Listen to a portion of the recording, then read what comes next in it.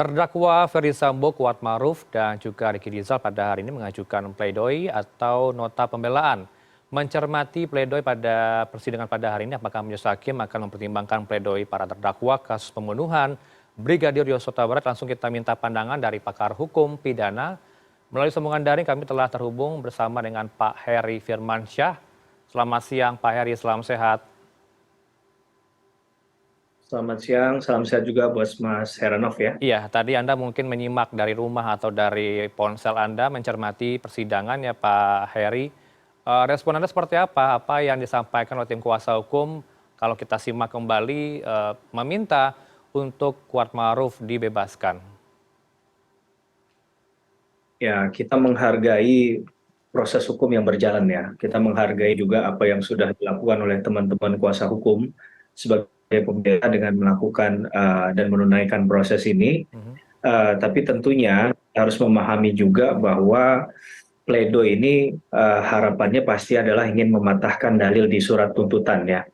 Kemudian juga berharap agar bisa dibebaskannya si terdakwa atau bahkan dapat keringanan hukuman.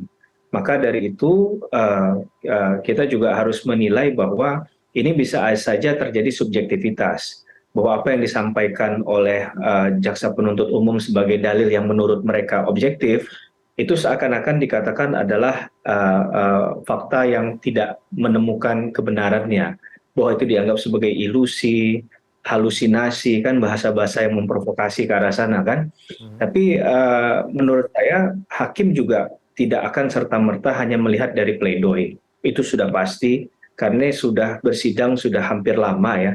Banyak proses yang sudah dijalani, ada proses keterangan saksi yang mendatangkan hampir puluhan orang gitu kan. Juga keterangan ahli juga dikaitkan dengan obstruction of justice yang terjadi di perkara yang lain. Jadi hakim menurut saya akan lebih banyak menilai pada fakta persidangan dan keyakinan yang didapatkan dari keterangan yang sudah digali. Ya, apakah keterangan saksi kemarin yang dihadirkan oleh misalnya oleh terdakwa Kuatmaruf dan Ricky Rizal ini kemudian memenuhi kualifikasi saksi atau tidak, Mhm. gitu ya. Kemudian barang bukti yang kemudian coba diganggu gugat dengan menyatakan itu tidak ada kaitannya dengan peristiwa pembuktian ini, itu juga akan kemudian hakim mencoba untuk lebih menyalami lebih jauh apakah itu memang suatu hal yang dapat dikatakan sebagai alat bukti atau tidak ya. Hmm. Tapi setidak-tidaknya segala bantahan itu sah-sah saja dilakukan, tapi tentunya harus berdasarkan juga pada fakta persidangan. Nah, kalau saya perhatikan tadi banyak disampaikan tidak berkesesuaian dengan fakta persidangan, bahkan dikaitkan dengan keterangan saksi yang lain. Maka hakim harus jeli melihat hal-hal ini, jangan sampai nanti digiring ke hal-hal yang sebenarnya ya malah 180 derajat berbanding tidak lurus ya, malah berbanding terbalik dengan apa yang disampaikan. Nah, ini kan harus dicek kembali apakah keterangan saksi yang lain juga menyatakan demikian Hmm. dan kapasitas apa menyampaikan itu. Kalau kita lihat banyak keterangan ini yang benar ini menurut versinya Kuat Ma'ruf adalah yang disampaikan oleh keterangan terdakwa lain. Ya, katakanlah Pak Sambo, Bu Putri begitu ya, Pak Ricky Rizal. Jadi menurut saya ini juga harus diuji kembali ya karena keterangan terdakwa kita pahami sebagai mereka yang punya hak ingkar atau dalam bahasa hukum namanya non self incrimination. Mereka itu tidak boleh dipersalahkan atas perbuatan yang mereka lakukan. Jadi mereka boleh saja Hmm. tidak jujur, berbohong dan lain sebagainya. Nah, maka ini harus ada kejelian, kehati-hatian hakim dalam menilai hal itu. Dan agak menarik menurut Hmm. saya adalah ketika terlalu banyak menyinggung masalah persoalan terdakwa lain ya. Dalam hal ini adalah mohon maaf kasus yang dimunculkan di surat tuntutan yaitu perselingkuhan.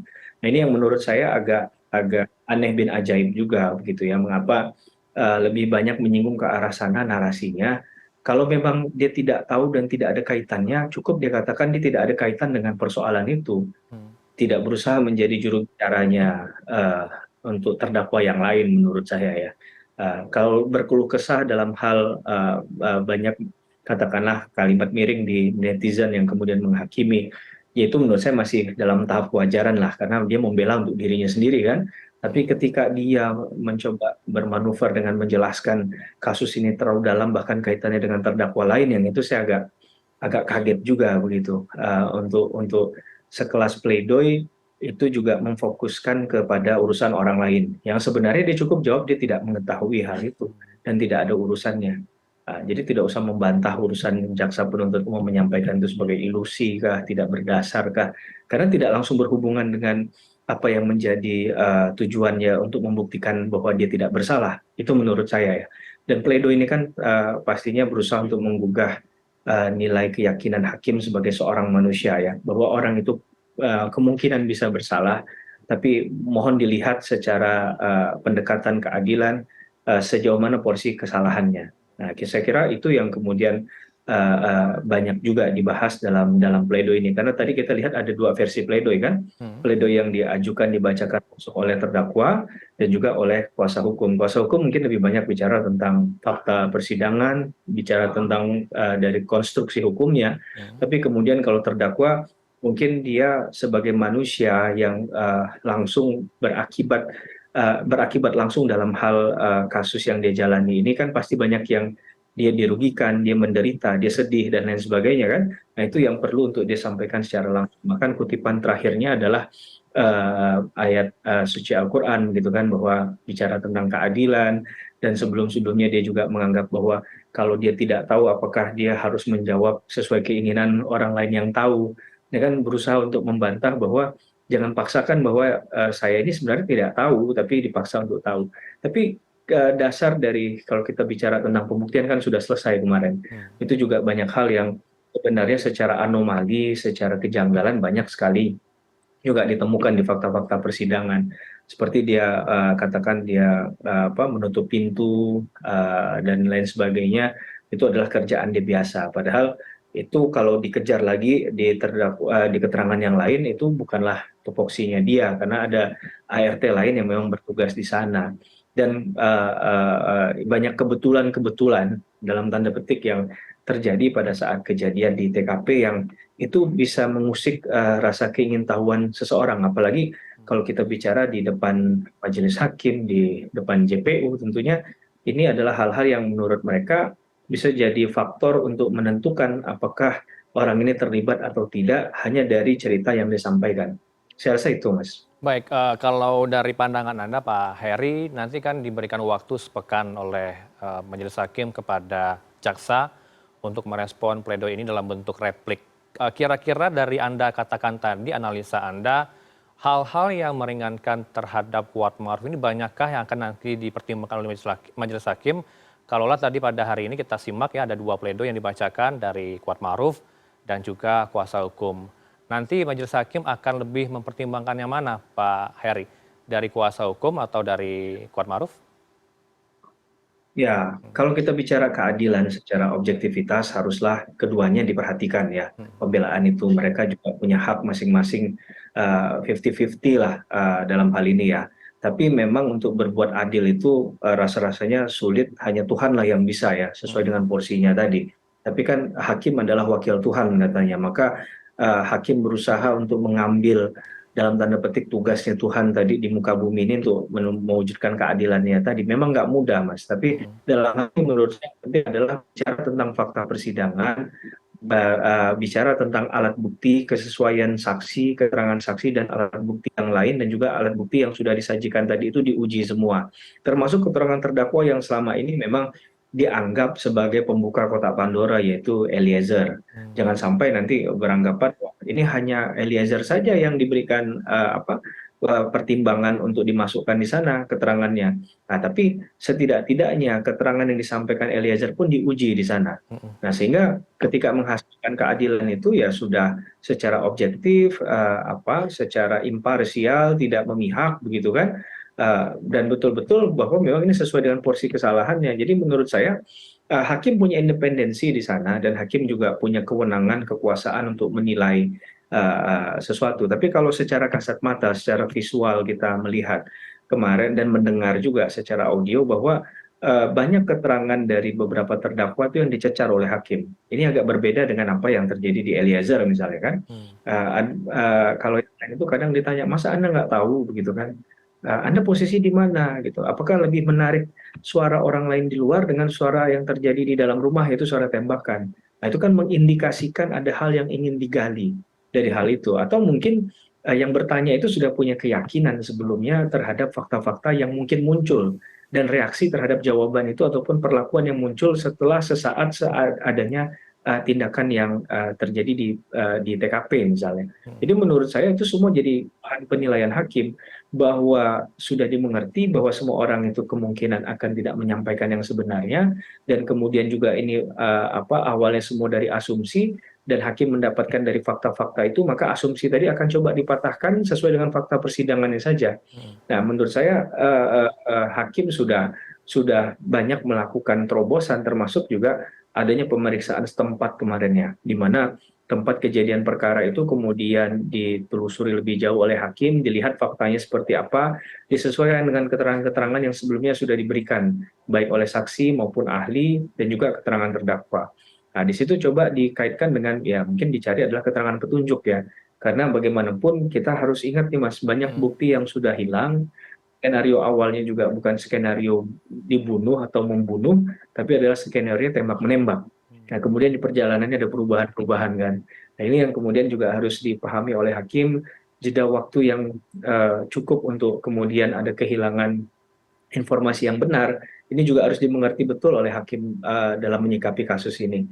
Jadi eh, eh, eh, bahwa keterangannya Eliezer itu tidak harus dipaksakan juga sama dengan keterangan terdakwa yang lain, karena masing-masing juga punya kepentingan hukum yang berbeda, atau juga ada yang memang ya berkeyakinan untuk tidak melakukan yang seperti dilakukan oleh Eliezer. Tapi dalam kapasitas bahwa ini akan menghasilkan keadilan yang substantif, maka semuanya tadi saya katakan perlu diuji ya. Jadi tidak boleh juga hakim hanya menilai dari satu pihak saja. Dari kedua belah pihak juga harus didengarkan. Tapi fakta yang tidak mungkin dibantah dan sudah diakui adalah adanya pembunuhan, begitu kan? Adanya nyawa yang terampas, yang terenggut, yaitu almarhum Brigadir Joshua. Dan itu sekarang arahnya sudah lebih mengkerucut kepada pasal 340 KUHP, pasal pembunuhan berencana dari dakwaan maupun dari tuntutan jaksa yang terakhir. Baik, Pak Heri, tadi Anda katakan bahwa hakim tidak saja mempertimbangkan nota pembelaan pada hari ini, tapi juga memperhatikan selama persidangan fakta-fakta yang sudah terwujudkan di persidangan, termasuk tadi Anda katakan saksi yang dihadirkan oleh Kuat Maruf. Kalau selama persidangan berlangsung, apakah saksi ini sudah tepat dihadirkan bagi pembuktian bahwa seorang Kuat Maruf tidak murni melakukan pembunuhan berencana ini? Iya, Mm, kalau kita mau mengulas satu persatu pasti akan takes time ya Mas ya. mm, Tapi kalau saya bicara highlight-nya saja, eh, saya tidak yakin jaksa akan memiliki common belief yang begitu mm, kuat kalau seandainya tidak didukung oleh keterangan saksi yang lain, mm, gitu ya. Ataupun dari CCTV, di mana waktu itu misalnya CCTV terlihat kan bahwa yang berangkat itu siapa saja ke TKP 1 ke TKP 2, mm. misalnya dari Sangguling ke Duren 3 gitu kan, siapa saja yang terlibat dari awal kejadian di Magelang sampai TKP terakhir gitu kan. Mm. Kemudian juga untuk khusus Kuat Ma'ruf misalnya, Kuat Ma'ruf itu sempat ada mencoba untuk menemani PC ke atas begitu kan. Itu kan sempat ditanya juga oleh jaksa penuntut umum, apakah itu wajar, apakah itu hal biasa atau bagaimana. Nah, karena selama ini menurut saya kecurigaan-kecurigaan yang bisa dimunculkan itu adalah kalau dia tidak melakukan sesuai dengan uh, uh, kapasitasnya dia, ya tupoksinya dia, atau yang pada umumnya dilakukan. Sehingga ketika pada hari itu ada hal-hal yang dianggap aneh berdekatan dengan kejadian ini, nah itu kan yang perlu untuk digali fakta-faktanya. Nah, ini yang kemudian kalau dari segi penjelasan, ya tinggal dinilai saja apakah itu layak dikatakan sebagai kebenaran atau tidak. Dan misalnya ketika ditanya, Anda setelah mengantarkan PC dari lift itu, Anda melihat apa di depan?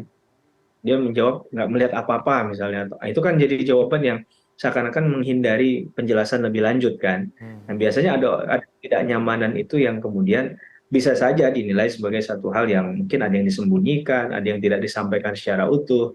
Nah, itu tinggal bagaimana penilaiannya. Karena kalau memaksa orang untuk berkata jujur, menurut saya agak sulit ya Mas ya. Tapi Hmm. memang ada strategi untuk bisa mengulik hal itu lebih jauh, kemudian bisa menyampaikan satu yang akhirnya bisa dimengerti secara umum. Contohnya kalau saya boleh ambil itu adalah Hmm. ketika salah satu hakim, Pak Morgan kalau nggak salah, bertanya terkait dengan letusan senjata, gitu kan? Apakah didengar oleh yang lain misalnya? Karena kalau menurut Kuat Ma'ruf sama si Ricky Rizal kan dia nggak mendengar suara tembakan, atau malah ada yang lebih malah memilih ada mendengar suara orang di luar untuk kemudian keluar malah nggak dengar suara tembakan di dalam. Nah ini kemudian ketika Pak Morgan bertanya, itu ditanyakan pertanyaan itu ke Ferry Sambo, dan dijawab Ferdy Sambo kalau ada orang yang posisinya ada di kamar tidur, kemudian ada suara letusan, itu kira-kira mendengar nggak?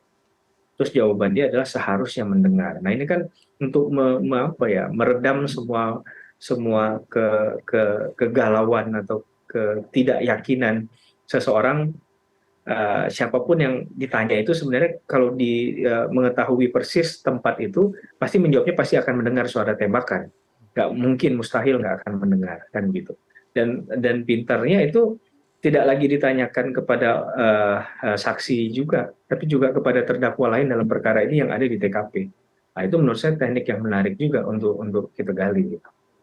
Teknik yang menarik untuk digali ini seperti ada dugaan kebohongan kayak yang dimunculkan oleh seorang Kuat Maruf, kalaulah dikatakan tidak tahu, tidak mendengar, apakah ini juga menjadi pertimbangan hakim ketika seorang terdakwa ini banyak membuat jawaban-jawaban tidak tahu, Pak Heri? Ya, biasanya kalau ya, biasanya dalam hal praktik itu dimaknai sebagai tindakan yang tidak kooperatif misalnya ya. Baik. Apalagi kalau ditemukan bukti atau fakta yang kuat untuk bisa mematahkan pernyataan tadi dengan gampang misalnya. Hmm. Ya, contohnya tadi kan ketika ditanyakan ke orang lain jawabannya sama apa enggak. Ternyata jawaban Ferry Sambo saja yang ada di TKP, bahkan yang bukan di ruangan itu, orang yang ada di ruangan di kamar saja yang masih ada halangan untuk suara itu masuk, itu aja harusnya mendengar. Hmm. Apalagi secara interpretasi, tafsiran, maka orang yang di dekat situ kan pasti terdengar. Posisinya Kuat Ma'ruf, Ricky Rizal itu dekat dengan Ferry Sambo, dekat dengan Eliezer yang katanya menembak kan, dan diakui yang menembak. Nah, tinggal bagaimana penelusuran nanti apakah ada penembak selain Eliezer. Nah, menurut fakta-fakta yang menuju ke sana juga versinya Eliezer dan juga keterangan yang lain kan ada juga yang mengatakan bahwa ditemukan pistol HS begitu kan. Nah ini kan berkaitan semua rangkaian peristiwa tadi. Nah, jadi Baik. menurut saya ini itu teknik yang menarik untuk bisa menyatakan orang itu bersalah berdasarkan dalil atau bukti yang ditemukan di fakta persidangan. Nah ini kan juga jawaban terdakwa yang bisa dipakai dalam pertimbangan tadi. Baik, ini kan masih panjang ya Pak Heri, perkiraan sampai bulan depan bakal kita tunggu vonis dari seorang hakim. Tapi kalau kita bahas soal hukuman seorang hakim ini, ancaman hukuman untuk memvonis, biasanya kalau dalam putusan hakim akan melebihi hukuman, apakah akan melebihi undang-undang atau tidak sesuai dengan aturan undang-undang ya Pak Heri, atau sesuai dengan undang-undang yang akan dibacakan hakim nanti? Ya, tentunya kalau bicara ancaman pidana itu jelas yang sudah tertera ya, Mhm. bahwa asas legalitas dalam hukum pidana itu ada lex serta, lex scripta, lex stricta. Dia harus tegas, jelas, dan itu tentunya yang tertulis sifatnya kan. Nah, kalau kita melihat 340 KUHP, kita nggak membahas lagi 338 KUHP, ancaman pidana jelas. Maksimal adalah pidana mati, kedua seumur hidup, tiga adalah penjara dalam kurun waktu tertentu yaitu 20 tahun kan. Nah, ini kan berarti adalah tiga jenis ancaman pidana yang perlu diperhatikan hakim dalam melakukan pendekatan dalam putusan. Nah, kalau kita kembalikan ke surat tuntutan kan berbeda-beda ya. Sambo seumur hidup, kemudian juga Ricky Rizal, Kuat Ma'ruf, PC 8 tahun, dan Eliezer 12 tahun kan. Nah, apakah kemudian pertanyaannya, bolehkah seorang hakim Mhm. itu memutus melebihi dari tuntutan atau Mhm. sama dengan tuntutan atau di bawah tuntutan. Nah, kembali kepada independensi hakim, kalau kita baca Undang-Undang Kekuasaan Kehakiman 48 tahun 2009, dan juga bahwa hakim itu tidak kemudian bisa dipaksakan ya untuk mengikuti surat tuntutan. Jadi dia berada dalam ruang yang bebas ya. Mhm. Maka dia boleh saja sepakat atau tidak setuju atau sama persis dengan surat tuntutan. Jadi dia diberikan keleluasaan itu. Dengan dasarnya adalah keyakinan hakim yang didasarkan dua alat bukti, Mas. Nah, dalam hal ini hakim boleh saja, sekali lagi ya, bersepakat, tidak bersepakat, atau sama persis dengan tuntutan dalam hal ini, atau malah dia malah memutus lebih tinggi. Nah, ini semua akan dipertanggungjawabkan. Toh ke depan ini masih mungkin ada upaya hukum lain ya. Apakah upaya hukum banding kah, atau ada upaya hukum luar biasa kah di sana, yang kemudian mungkin diajukan baik oleh JPU ataupun dari kuasa hukum. Umumnya JPU kalau dari tuntutannya itu tidak memenuhi 2/3, biasanya JPU pun akan melakukan banding biasanya dalam hal ini. Jadi dia punya opsi untuk banding. Kalau Baik. dia tidak merasa cukup puas atau berbeda pendapat dengan apa yang sudah diputuskan oleh hakim gitu. Baik, kembali lagi soal dalil nota pembelaan yang dibacakan Kuat Maruf pada hari ini, Pak Heri. Ia menegaskan tidak mungkin membunuh Yosua karena almarhum pernah menolong dirinya sebelum ia bekerja sebagai sopir Verdi Sambo. Apakah ini juga bakal menjadi pertimbangan seorang hakim? Ya, menarik nih Mas. Saya juga mencermati fakta yang tadi baru Mas sampaikan di poin tadi ya, bahwa kalau kita mau coba analisa hal ini kan dikaitkan begini ya. Secara nggak langsung mau bicara begini, bahwa dia nggak punya masalah pribadi dengan korban, dengan almarhum Brigadir Joshua. Bahkan dia berpikiran orang ini orang baik yang nggak mungkin saya sakiti karena dia sudah membantu keluarga saya, terutama orang yang saya cintai, yaitu anak saya sendiri. Hmm, Kan begitu ya? ya. Nah, itu seakan-akan message-nya itu mau diarahkan ke sana. Nah, jadi dia nggak mengatakan bahwa dia nggak punya masalah pribadi secara langsung, tapi dikaitkan dengan apa yang disampaikan. Mudah-mudahan itu benar adanya. Kita juga nggak tahu kebenaran ya kan, Hmm, karena kita nggak mungkin bertanya lagi terkait hal itu karena nggak mungkin konfrontir lagi. hmm. Tapi mudah-mudahan itu benar, jadi amal baiknya almarhum Brigadir Joshua, dan juga ke depannya anaknya bisa melanjutkan studi yang lebih baik kan, untuk jadi orang yang lebih baik lah ke depannya. Tapi persoalan tadi itu Hmm, nggak berhenti di situ menurut saya. Apakah tadi pertanyaannya ini bisa dipertimbangkan atau tidak? hmm, Tentunya banyak yang ingin mencoba untuk menyentuh perasaan hakim ya. Sekali lagi, selaku manusia. Karena hmm. sebagai seorang manusia pasti dia punya hati lah. Maksudnya punya mendengarkan hal-hal yang sifatnya kemanusiaan tadi. Nah, tapi sekali lagi ini kan bicara tentang fakta hukum ya. Kita bicara tentang hukum itu sendiri. Tentunya ada pertimbangan-pertimbangan lain, tapi hakim boleh saja menilai itu sebagai hal yang meringankan.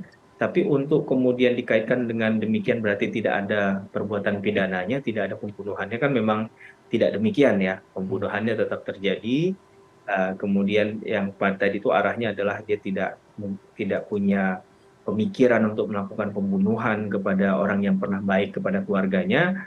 Tapi ya kita lihat faktanya, ya nanti yang menjadi pertimbangan hakim. Tapi setidak-tidaknya peran-peran kemarin itu kan sudah coba diurai oleh jaksa penuntut umum ya. Sekali lagi saya sampaikan tadi, bukan hanya peran ketika ada di TKP, di lokus delikti di mana almarhum Brigadir Joshua meninggal, tapi juga cerita sebelumnya, gitu kan.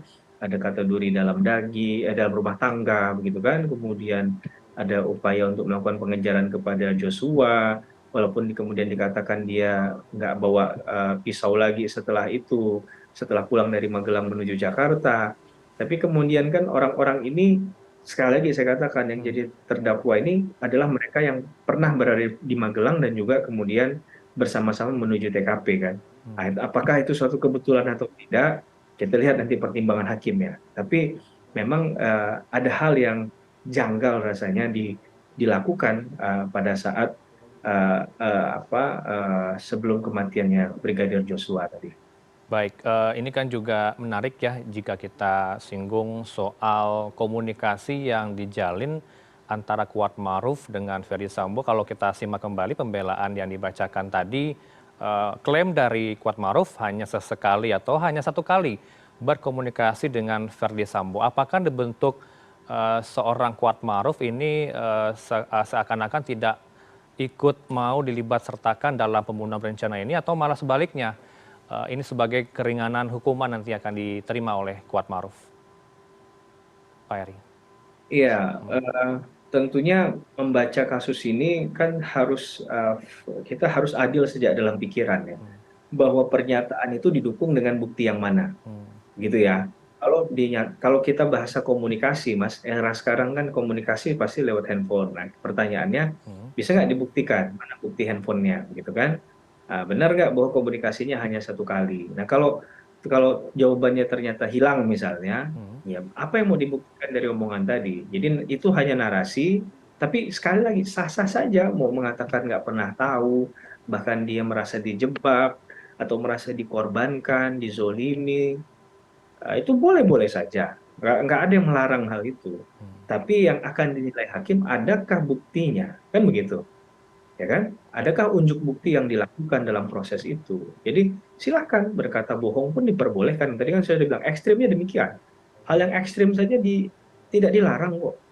Karena hukum itu menghargai betul prinsip untuk pembelaan tadi. Di kacamata hukum nggak salah. Nah, ini juga kita harus membuat orang lain juga mengerti ya, bahwa itu bukan hal yang salah gitu. Itu hal yang diperbolehkan, diperkenankan, tinggal mau dilakukan atau tidak. Nah, kalau seandainya ada yang memilih untuk tidak melakukan, dia mengakui saja, dia menyatakan yang sebenarnya, tentunya orang ini harus dapat reward. Nah, ini kan yang harus kita bedakan ya. Dia berkata sebenarnya, kalau ditanya dijelaskan sedetail-detailnya. Nah, kalaupun dia membantah, dia juga pakai argumentasi hukum dengan juga bukti yang dia perlihatkan, itu juga berkesesuaian dengan hal lain. Kemudian ketika diuji dari keterangan yang lain juga ternyata mengatakan hal yang sama, maka ini patut untuk dipertimbangkan hakim sebagai satu hal yang bijaksana. Ya, dia tahu betul bahwa pernyataannya itu harus dipertanggungjawab secara hukum. Yang kedua, ini juga akan menjadi masa depannya dia kan, akan menentukan masa depannya dia dalam persidangan, di mana hakim menilai apakah orang ini ikut berkontribusi nggak dalam hal menemukan keadilannya. Nah, yang kadang orang berpikir kan bagaimana keadilan untuk dirinya sendiri kan, dia nggak bicara untuk keadilan orang lain, dia lupakan hal itu. Yang penting, mohon maaf, gua selamat, yang lain ya terserah gitu. Itu urusan masing-masing. Nah, ini yang hakim juga harus menilai dalam perspektif ketika ada beberapa orang yang diduga melakukan satu tindak pidana yang sama. Nah, ini bahasa hukumnya kan dileming ya, ada penyertaan di situ. Maka masing-masing orang tadi punya porsi-porsi pertanggungjawabannya sendiri, porsi-porsi perbuatan yang dilakukan sendiri yang nggak bisa ditimpakan ke orang lain. Nah, begitu kira-kira, Mas. Baik, untuk terakhir saya minta pandangan Anda, Pak Heri, kalau nantilah replik akan direspon oleh jaksa, bagaimana kira-kira respon dari jaksa penuntut umum terhadap pembelaan pada hari ini? Dan kalau kembali kita review kembali ya tuntutan untuk 8 tahun penjara ini, apakah sudah memenuhi rasa keadilan ya, terutama dari keluarga korban Yosua, Pak Heri? Ya, paling berat adalah menjawab rasa keadilan, Mas. Karena saya juga manusia biasa. Kita ini sebagai manusia rasa-rasanya nggak bisa dikatakan adil ya. Hmm. Tapi sesuai dengan porsinya saja. Bahwa porsi menurut keadilan itu adalah memberikan hak dan kewajiban seimbang. Hmm. Dalam hal tadi pertanyaan terakhirnya adalah berkaitan dengan Eliezer, katakan Hmm. ada tuntutannya 12 tahun dan lebih berat dibandingkan PC, RR, dan KM, tapi di bawahnya Sambo. Nah, ini memang pertanyaan yang maha berat. Karena kalau kita tanyakan kepada keluarga korban, kita tanyakan kepada kuasa hukumnya korban, eh, itu pasti menurut mereka tidak akan adil. Karena mereka tahu ancaman pidana maksimalnya mati. Kan begitu ya. Untuk Sambo misalnya, kan cuma seumur hidup. Tapi kalau Eliezer, mereka beranggapan ya, mungkin ada kontribusinya Eliezer untuk mengungkap kasus ini. Bahkan bukan hanya mereka kali yang menyampaikan itu kan, lembaga negara yaitu setingkat LPSK, sesuai dengan Undang-Undang LPSK 31 tahun 2014 pasal 10, itu kan juga mengarahkan agar Eliezer ini bisa diajukan sebagai JC kan, rekomendasinya masuk dalam tuntutan dan nanti akan apakah diputus hakim sebagai JC atau tidak. Nah, perkaranya di JC itu ada bahasanya, ada penghargaan kepada mereka yang mau berkata jujur, membuka kotak Pandora, tapi mereka ini bukanlah bagian dari bukan pelaku utama ya. Nah, kan perdebatannya pelaku utama atau bukan. Apakah Eliezer itu penguak fakta pertama atau tidak? Kalau kita dengar dari penjelasan dari kejaksaan kemarin secara resmi kan, Hmm. dianggap yang pembuka fakta pertama itu adalah dari keluarga korban. Padahal ini perdebatan yang menurut saya jadi penting di ranah praktik nantinya. Karena ke depan orang jadi banyak yang mikir-mikir dua kali. Bahkan, nggak mau kalau saya jadi justice kolaborator, toh akhirnya sama juga hasilnya kan. Hmm. Nah, dalam dalam hal ini menurut saya perspektif keadilan tadi yang memang secara rasionalitas, secara pendekatan koordinasi antar lembaga itu juga harus dipertegas ya, sehingga nggak ada yang merugikan bagi kepentingan hukum yang mereka di mana mereka mengajukan diri sebagai justice kolaborator. Nah, pendekatan 12 tahun itu seakan-akan bahwa kesalahan mutlaknya Eliezer itu adalah dia sebagai eksekutor, Hmm. dia sebagai pelaku yang menembak Joshua, gitu kan. Sedangkan yang lain itu hanya digerakkan oleh Sambo untuk melakukan tindak pidana karena yang mastermind-nya adalah Sambo. Nah, menurut saya ini yang kemudian perlu untuk dipertimbangkan hakim nantinya. Hmm. Apakah pernyataan Eliezer yang banyak nggak yang dikutip dalam surat tuntutan, gitu ya, Hmm. atau dari pembuktian yang dilakukan oleh jaksa penuntut umum kemarin. Nah, kalau iya, maka seharusnya dia diganjar dengan hal yang setimpal, itu justice kolaborator. Karena kita nggak bicara tentang Eliezer di sini. Kita bicara hukum acara pidana kita ke depan, bagi mereka yang berani bicara untuk hal-hal yang baik, tentunya harus dapat penghargaan kan. Nah, Hmm. ini yang kita dorong adalah untuk menyelamatkan semangat kejujurannya tadi, untuk membantu terbukanya kasus ini agar dapat diproses secara tepat dan proporsional kan begitu. Nah, pendekatan 12-8 tahun sekali lagi memang susah menjelaskannya secara rasionalitas, Hmm. Mas, karena memang hukum pun nggak menilai bahwa kalau ada satu fakta yang dilakukan begini maka mungkin dikurangi 1 bulan. Hukum nggak bisa menjelaskan secara detail hal itu, Hmm. sehingga tadi ini dikembalikan kepada keyakinan jaksa penuntut umum untuk menilai seakan-akan kalau saya memahaminya dia bersalah, dia dianggap tidak mungkin punya alasan penghapus pidana, baik alasan pembenar maupun pemaaf, karena dia terlibat di sana, walaupun kemarin pembelaannya diarahkan ke pasal 51 ayat 1, kalau saya nggak salah ya, Hmm. perintah jabatan yang sah. Padahal, apakah seorang barada, dalam hal ini polisi, boleh nggak nembak orang lain? Dan itu dikatakan sebagai dalil perintah jabatan yang sah. Nah, ini kan yang digugat di pasal 51 ayat 2-nya. Maka jaksa penuntut umum beranggapan mungkin yang paling adil menurut mereka, saya nggak tahu juga ya, saya menjawabnya dari analisa saja di luar dari keyakinan jaksa penuntut umum. Hmm. Tapi ya dia bersalah, tapi coba untuk tidak dituntut melebihi Sambo. Nah, masalahnya kalau ada pasal 10, penjelasan pasal 10A ya, kalau saya tidak salah di Undang-Undang LPSK, Hmm. itu kan dikatakan seorang justice kolaborator itu mendapatkan keringanan hukuman atau hukuman yang ringan dari terdakwa yang lain. Nah, kalaulah kita memaknai terdakwa yang lain itu adalah di luar dari dirinya sendiri, maka kalau yang paling rendah itu 8 tahun, harusnya dia di bawah 8 tahun. Kan logikanya begitu ya. Hmm. Nah, ternyata kan tafsirnya dibedakan lagi tadi. Dengan alasan tadi, dia pun bukan bukan pengungkap fakta pertama. Iya, saya rasa dalam banyak perkara justice kolaborator pun bukan harus dianggap sebagai pengungkap fakta pertama, karena ini perdebatan juga. Hmm.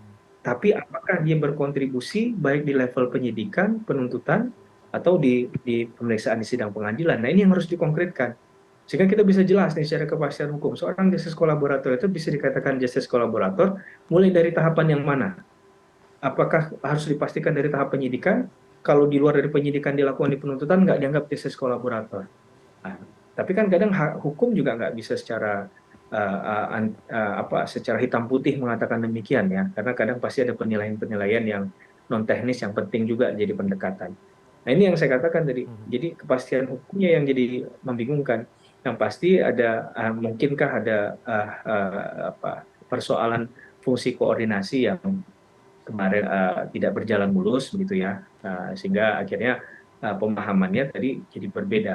Tapi sekali lagi kita hormati saja Hmm. apa yang disampaikan oleh jaksa penuntut umum ya, karena mereka juga bagian dari sistem peradilan pidana yang sudah bekerja beberapa bulan ini dalam memproses kasus yang menurut saya juga sebenarnya tidak mudah gitu ya.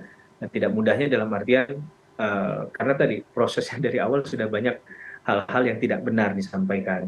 Bahkan ada skenario-skenario yang dibangun, melibatkan orang-orang yang punya kekuasaan juga. Jadi ya ini ada tantangan tersendiri dalam penanganan perkara ini. Gitu, Mas. Baik, terima kasih Pak Heri Firmansyah selaku pakar hukum pidana dari Universitas Tarumanagara bersama kami di CNN Indonesia Breaking News. Salam sehat Pak Heri. Salam sehat, Mas. Assalamualaikum.